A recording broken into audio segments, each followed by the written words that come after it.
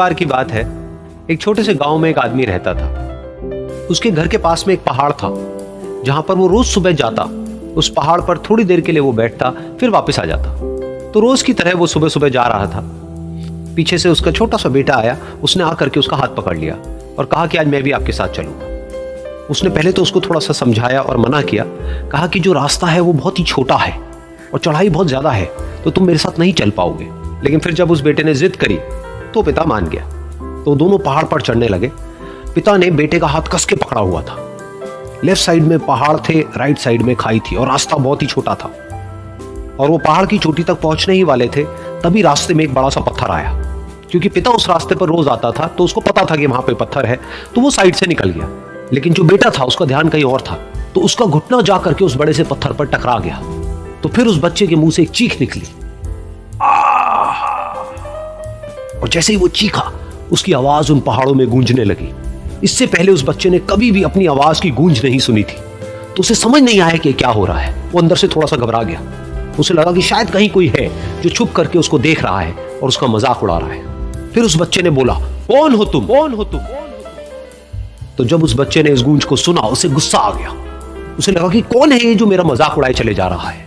फिर उसने गुस्से से कहा, मैं तुम्हें छोड़ूंगा नहीं। और फिर जैसे ही उसने इस गूंज को सुना, वो घबरा गया। उसके पिता समझ गए थे कि क्या हो रहा है। उसने अपने पिता का हाथ कस के पकड़ लिया और उनसे पूछा, कौन है ये जो मुझे इतना तंग कर रहा है? कौन है ये जो मुझे इतना डरा रहा है? तो उसके पिता थोड़ा सा मुस्कुराए और उन्होंने खाई की तरफ देखा और जोर से बोला, मैं तुमसे बहुत प्यार करता हूं।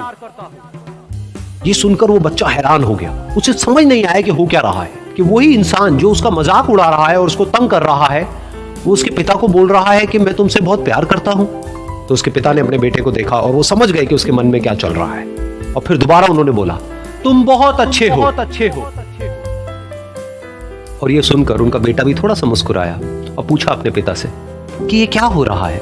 और फिर उसके पिता ने अपने बेटे को समझाया, ये जो आवाज तुम सुन रहे हो ना, ये किसी और की नहीं है, ये तुम्हारी ही आवाज है जो कि पहाड़ों में गूंज रही है और तुम्हें अपनी ही आवाज सुनाई दे रही है। जैसा तुम बोलते हो ठीक वैसा ही तुम्हें सुनाई देता है।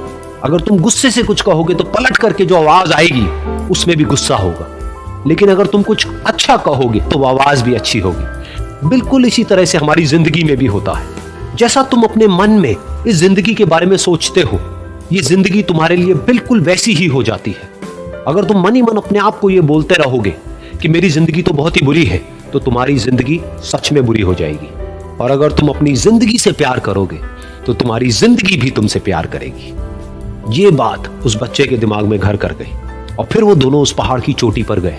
लेकिन बच्चे के दिमाग में यही बात घूम रही थी। और फिर वो बच्चा खिलखिला के हंसा और उसने अपने दोनों हाथ खोले और अपनी पूरी ताकत से बोला, मैं तुमसे बहुत प्यार करता हूं।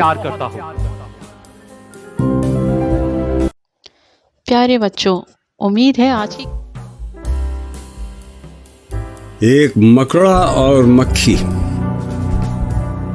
एक दिन किसी मक्खी से ये कहने लगा मकड़ा, इस राह से होता है गुजर रोज तुम्हारा, लेकिन मेरी कुटिया की न जागी कभी किस्मत, भूले से कभी तुमने यहाँ पाँव न रखा।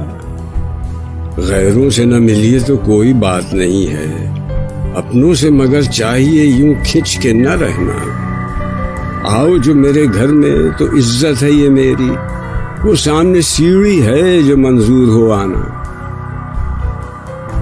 मक्खी ने सुनी बात जो मकड़े की तो बोली, हजरत किसी नादान को दीजिएगा ये धोखा, इस जाल में मक्खी कभी आने की नहीं है, जो आपकी सीढ़ी पे चढ़ा फिर नहीं उतरा। मकड़े ने कहा, वाह फरेबी मुझे समझे, तुम सा कोई नादान जमाने में ना होगा। मंजूर तुम्हारी मुझे खातिर थी, वगरना कुछ फायदा अपना तो मेरा इसमें नहीं था। उड़ती हुई आई हो खुदा जाने कहां से, ठहरो जो मेरे घर में तो है इसमें बुरा क्या। इस घर में कई तुमको दिखाने की हैं चीजें।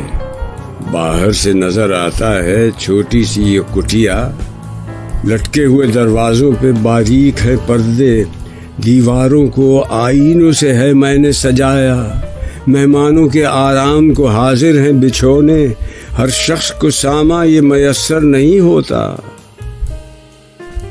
मक्खी ने कहा, खैर ये सब ठीक है, लेकिन मैं आपके घर आऊं ये उम्मीद न रखना।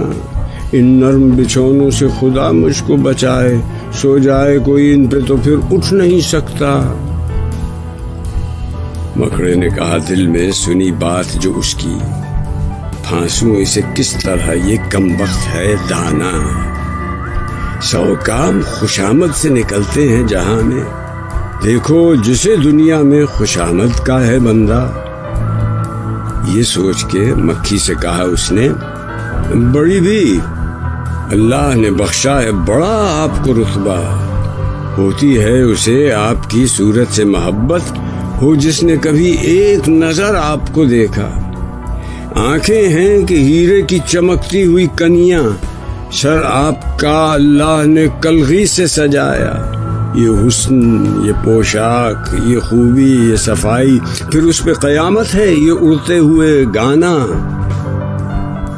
मक्खी ने सुनी जब ये खुशामद तो पसीजी, बोली कि नहीं आपसे मुझको कोई खटका, इनकार की आदत को समझती हूँ बुरा मैं। सच ये है कि दिल तोड़ना अच्छा नहीं होता। ये बात कही और उड़ी अपनी जगह से। पास आई तो मकड़े ने उछलकर उसे पकड़ा। भूखा था कई रोज से, अब हाथ जो आई, आराम से घर बैठ के मक्खी को उड़ाया। फरहान के घर के करीब एक पार्क था जहाँ शाम को खेलने के लिए बच्चे इकट्ठे होते थे। वहीं उसने एक आदमी को देखा जो लोगों को इनकी किस्मत का हाल बता रहा था। बहुत से लोग इससे अपने मुस्तकबिल के बारे में पूछ रहे थे।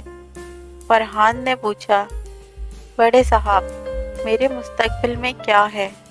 उस अधेड़ उम्र शख्स ने उसे मुस्कुराकर देखा, फिर अपने तोते को जमीन पर पड़े रंग बरंगे लिफाफों की तरफ मुतवज्जे किया।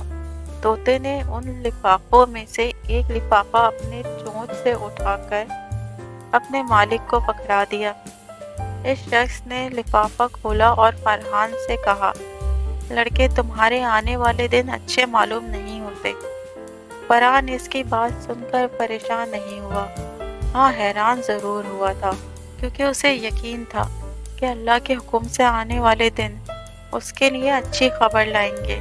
इसके इम्तिहानात का नतीजा आने वाला था और उसने इम्तिहानात भी बहुत अच्छे दिए थे और इसे पूरी उम्मीद थी कि इसके नंबर भी अच्छे आएंगे। फरहान ने उस शख्स को इसकी फीस दी और वहाँ से चला गया। उसने घर में सारी बात बताई। उसकी अम्मी ने कहा, ये सब धोखा होता है और लोग इन पर भरोसा करके अपने पैसे ज़ाया कर रहे हैं। बस हमें अपने आप पर और अल्लाह पर भरोसा रखना चाहिए, क्योंकि सिर्फ अल्लाह ही जानता है कि आगे क्या होने वाला है। फरहान का जो अंदाज़ा था उसके नंबर उससे भी बढ़कर आए थे और इसने अपनी जमात में दूसरी पोजीशन हासिल की थी।